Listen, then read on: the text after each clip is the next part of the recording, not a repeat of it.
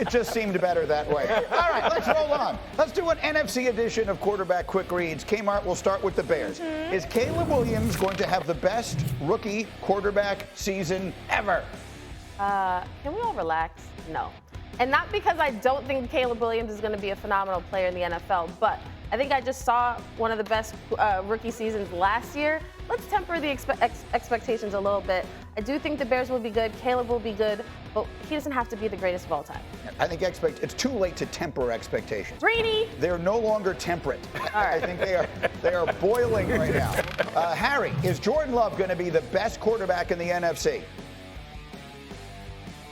Greeny, I think he has a chance to be able to be the best quarterback in the NFC after the 2024 season. If he can start off the season the way he finished the last 12 games, in which he had over 2,500 yards, 26 touchdowns, and 5 interceptions, it is a great possibility that this can be a true statement. He has multiple wide receivers, and I love the addition of Aaron Jones as well. Josh Jacobs. That run game is going to be efficient. And let's talk about this quarterback. A year ago, everyone in the world so high on Jalen Hurts. He took a step back last year. Can Kellen Moore, the new offensive coordinator, D. Wood, fix whatever the problem was there? I think he can. Listen, number one, I'm never going to be the one to doubt Jalen Hurts' football, his football acumen. But I think what Kellen Moore can do, he can do a couple things. Number one, I think put him under center more. I think just getting his back to the defense, play action pass, but more importantly, implementing more pre-snap motion. Philadelphia Eagles were dead last in the league in pre-snap motion. Quarterbacks like using that because it gives away what the defense likes to do, particularly with the blitz. So we'll see what happens there. So they've got Kellen Moore in there. That's because they fired the previous offensive coordinator. That's because the previous offensive coordinator before that went and became the head coach of the Indianapolis Colts. And that brings us to the coaches who begin the season with the most pressure. I did the definitive list the other day, and I had Nick Sirianni second behind Robert Saleh of the Jets. I think everyone knows that the Jets are boom, the ultimate in boom or bust. I put Sirianni where he is because I believe if things go sideways this year, all of the fingers will point immediately at him. McCarthy sort of speaks for himself. Matt Eberflus, there was a lot of question about his being there last year. And then fair or not, I think Brian Daboll belongs on that list. How do you see it? Do you believe that the heat is on Sirianni or Saleh? Saleh Moore. Who's on the hottest seat? Being that I'm wearing my Jets green today. Well, it could be Eagles green too. It works for either one. No, I think that you got to flip them. I actually would put Sirianni 1, then McCarthy, Saleh. Because when you look at the Eagles, this is a team that we can say right now they should be playing for a Super Bowl. Like, they are one of the teams that we think is a Super Bowl contender. Based on the fact that they were in the Super Bowl 2 years ago and everything just went crazy last year. I think Sirianni has run out of people to sort of blame in this situation. He's the one constant, even though they keep changing coordinators year after year. He's got a stacked roster. Whereas with the Jets, I feel like I think the Jets have a Super Bowl caliber roster. I don't think people are really putting the Jets like, oh yeah, that's a Super Bowl team. I think the expectations are they should win a Super Bowl with Rodgers. I don't think people believe that will happen. So I don't think Robert Saleh is under as much pressure, given the fact that you got to keep a 40-year-old player healthy, quarterback healthy, offensive line healthy. You think I'm wrong? Pressure, D. Wood. Oh, it's Saleh. Saleh. No, D. Wood. In 2020, when you trade for Aaron Rodgers, the mandate is Super Bowl. There is no other mandate. I don't care if he's 40, coming off Achilles. Your mandate is to win a Super Bowl. Like, if the Jets going to be the ultimate boom bust. Like, either they're going to do great or it's just going to be a flaming mess this year. Okay? It's not going to be any in between. Yeah, because that's what it usually is. Yeah. If the Jets don't, soar, everybody's gone. Greeny's got to laugh to keep from crying. He's got to laugh to keep from crying. It's true. This is a team. Am I lying about that? You are right about boom or bust, but they haven't been to they have the longest active playoff drought streak in all major sports, right? Yeah. No. But that's why you trade. When you trade for Aaron Rodgers. I get it, brother. I get it. But if you are the Eagles and this season goes asunder, what do you think is going to happen to Nick Sirianni? Like, the Jets being bad, I'm sorry, is that breaking news? Is that if the Jets don't win this year, everybody's gone. Everybody. So you don't think in Philly too? It's the same. Let me get Harry in here. Go ahead, Harry. Yeah, let me tell y'all the difference between the two teams. When you look at the New York Jets, who haven't been to a playoff game since 2010, they're hoping getting to the playoffs and playing for a Super Bowl is a reality. When you look at the Philadelphia Eagles, it's already been a reality 2 years ago. And the way it looked in 2022, offensively and defensively, for it to collapse in 2023, and you look at the roster and the players that they have across the board, especially offensively, but they do have players on the defensive side too. Nick Sirianni, in my opinion, is more on the hot seat than any coach in the NFL currently as it is standing. Listen, I think there's one thing we can all agree upon. Both these coaches' jobs are on the line with this season, whether you want to argue one more than the other. I agree with what you said, D. Wood. The distance between the possibilities, the realistic outcomes for the Jets is as wide, it's like a chasm, right? If you told me, oh, they're going to be in the playoffs, looking good, win 11, 12 games, I'd say, yeah, I could see that happening. If you told me Robert Saleh's fired by Halloween, I could say, yeah, I could see that happening. And that's a pretty wide delta of things that could wind up happening. With the Eagles, I have to tell you, and maybe this is what is influencing, I think they're going to be good. I think they're too good to be bad. Fair. I actually think both teams are going to be good. So I have higher expectations for the Eagles because of what Harry just said. They've already been to a Super Bowl recently. This is a team that should be in the Super Bowl again. We will see. Maybe they both have competitive divisions. We'll see what winds up happening for both those coaches. Third call. Four-time Pro Bowler Matthew Judon. Welcome to the Atlanta where the players play. Oh, my gosh. I went in there yelling, screaming, hugging my kids. Matthew Judon, someone that can play the run very, very well. Someone that can go get the quarterback and sack him. Somebody that's not physical, but physical. Oh, Lord. Can we get? I mean, any objectivity here. Harry, we're not looking for objectivity. We're looking for fun, and you've got a lot of it. What does Matthew Judon plus the Falcons' offense equals what this year, Harry Douglas? Greeny, the way we talked about the Houston Texans and them being what they were in 2023, watch out for the birds. Oh, my gosh. Bird call! Here we go! The man is physical at the point of attack. Greeny, I watched 2 hours of Matthew Judon's film last night, going from 2021, 2022, and the games that he played last season.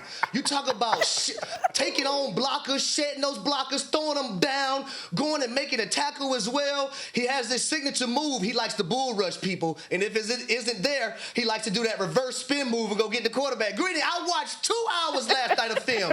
That's why I was 10 minutes late to the production meeting this morning, because I woke up and then I went back to sleep, and Fink had to call me. But I was up to like 3:30 in the morning watching film, baby. Here we go. Okay, I love the enthusiasm. Here's what I will say. We were all stunned when the Falcons at number 8 this year took the quarterback instead of taking Dallas Turner, the pass rusher. Well, guess what? They just went out and got the pass rusher that they didn't have. I'm with you, Harry. I'm not making that sound, A, because I don't think I could, and B, for any number of other reasons. But I'm with you. I think the Falcons are a sneaky good pick to be much better than most people are expecting this year. Just saying they're going to win the division is not enough. I think they're going to be a real contender. Well, Greeny, hold on for a second. Yeah. Greeny, I need you for a second. I need you to say not physical. I need you to say physical. Oh, physical. Physical. I need you to say that. I'll also say there Matthew Judon. We will just put the emphasis on the wrong syllable all morning long. All right, fair enough. I love it. Let's get to the next game. It's called Quarterback What If. Kmart, let's do this. What if Josh Allen and the Bills don't win the AFC East? Then what?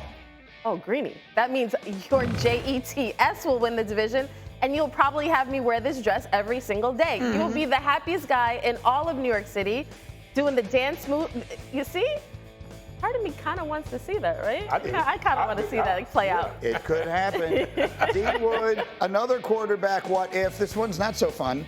What if Lamar Jackson no, we don't like this and one. his team have another early playoff exit? Oh, boy. Yeah. Oh, boy. You talking about the rumbles just started to get a little bit louder because I believe, and Himbo can correct me here, Lamar Jackson is the only player who's won 2 or more MVPs without a Super Bowl win. He's the only guy. So if you don't have any playoff success, that noise is only going to get louder from here. Yeah. That's fair. I can make a counterpoint to that, but we'll save it for a little bit later. Your initial point I don't disagree with. Harry, you're next. What if Russell Wilson leads the Steelers to the playoffs? Greeny, I love the way you worded this because what we do know in 2023, none of the 3 quarterbacks that they played led the Pittsburgh Steelers to the playoffs. It was that defense. Now, if Russ is able to do that, that means he's playing great football and the Pittsburgh Steelers are contenders, not pretenders. Trust me. Okay, so let's get to that here. We've got Russell Wilson in one corner, and we have Justin Fields in the other. And Louis Riddick was here yesterday, sitting right there, and he had a very strong feeling, a very strong take about the microscope under which Justin Fields plays. Listen. This guy takes more crap from people as far as them constantly trying to blow holes in his game that where now they're sitting there going, and I've seen some of the discourse on this. This is why he shouldn't start. This is why Russ should start. But I mean, it's just to me, it's annoying that we pinpoint certain people to hang this kind of stuff on. Louis was fired up, baby. He was fired up, and that was just in the interest of time, that went on a while, and he was fired up. The question is he right? I think he is right. I understand Justin Fields isn't a finished product by any means. I think a lot of us look at him and we see the potential of what can be. But when I think of Justin Fields, I get very frustrated because in the pre-draft process, he was dogged as somebody who, he's lazy. He doesn't cut, he's not one of those show up early guys, which is something that is so far from the truth, but the narrative was set. And that's what I get frustrated with these quarterback evaluations, because once you say that about a prospect, now that's the lens that they're forever colored by, right? And I understand. I think people are looking at his situation in Pittsburgh like he's younger, he's faster, he's more athletic, he should take this job easily. But also the context of Chicago. We talked for years about how the Chicago Bears put him in an unwinnable situation. So you can't extract that context and now look at him and judge him as a finished product. Are the fumbles an issue? Yes. Does he need to fix that? Yes. But I also think there's got to be, the context has to be added to that equation when you evaluate him. As much as we talk about Justin Fields not being a quote-unquote finished product, at the quarterback position, you're expected to play on schedule, okay? That's how offenses, tend to thrive and all those type of things. What Justin Fields does and what he has shown so far in his career, he takes a lot of sacks and he has turnovers. You can't play the position at a high level when that area of your game is a big issue. You can't take sacks because those are drive killers, and you can't have turnovers, which gives the ball to the other team. Like, you can't do that. I'm sorry. I can't gloss over that. We can't do it. Can I ask a question? Who has the second most sacks behind him? No, he has the most. Justin is second. Russell is first. That's what you But we're talk not- about very experience. I get it. But Am I sitting here lauding Russell Wilson? I think they're both pretty much the same, except one has a lot more athletic ability. That's it. Both take bad sacks. Both turn the ball over. And my whole question is, the Zebras change their stripes? Oh. Do they? Can Mike Tomlin get it out of them? He's the great coach. Harry, we will see. Get in here, Harry. So it's funny because what both of y'all are saying is true. Like, he wasn't set up for success in Chicago, but what D. Wood is alluding to, when you look at the quarterback position, you have to do the little things and the routine things consistently. That has not been Justin Fields for his 3 years in the NFL. Now, I do know for sure that he's being coached properly with the Pittsburgh Steelers. And I'm going to go back to the preseason game. Did he do a lot of things right? Yes, he did. Were there sacks on him?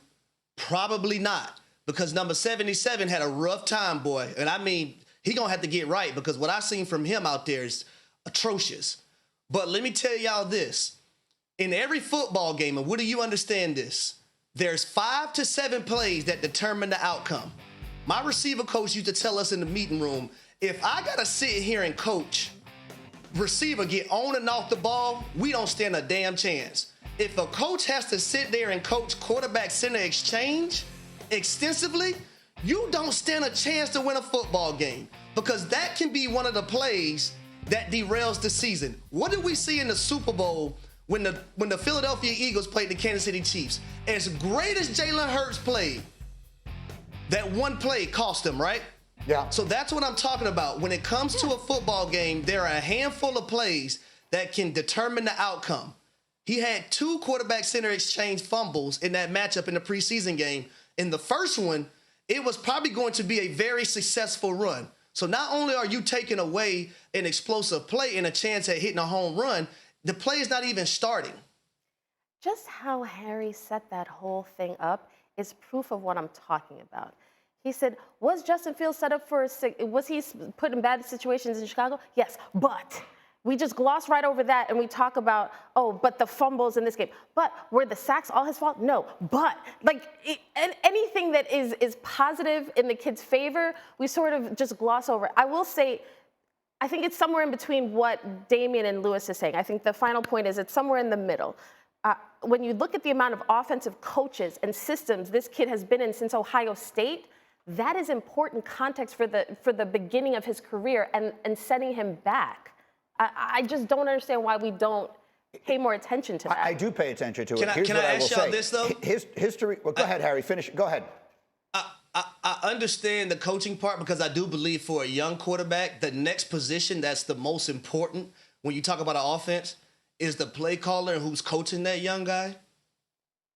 But quarterback center exchange, like, are we being serious here? We talk D Wood.